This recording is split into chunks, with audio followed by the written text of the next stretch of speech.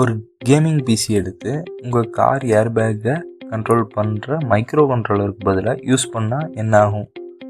Imagine, நீங்கள் ஒரு car ஓட்டிகிட்டு போய் திடீர்னு ஒரு செவுத்தில் மோதிடுறீங்க.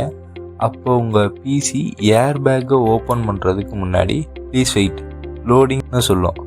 அதுக்குள்ளே நம்ம சோழி முடிஞ்சு போயிடும். உங்கள் கம்ப்யூட்டர் ஒரு மைக்ரோ ப்ராசஸர், இவர் ஒரு ப்ரொஃபஸர் மாதிரி. ஹை ப்ராசஸிங், கிராஃபிக்ஸ் எல்லாமே இவர்கிட்ட இருக்கும். ஆனால் ஒரு டைம் டெட்லைனே இவருக்கு கிடையாது.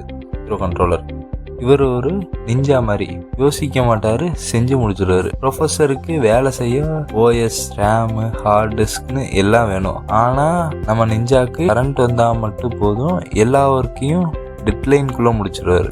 அதனால தான் ஏர்பேக், ஏபிஎஸ், பிரேக்கிங் மாதிரி ஃபாஸ்ட் ஆக்ஷன் தேவைப்படுற இடத்துல இந்த சின்ன சிப் தான் யூஸ் பண்ணுவோம். சரி, இந்த சிப் எப்படி ஒர்க் ஆகுது அதை நெக்ஸ்ட் ஷார்ட்ஸில் பார்ப்போம். ஃபாலோ பண்ணுங்கள்.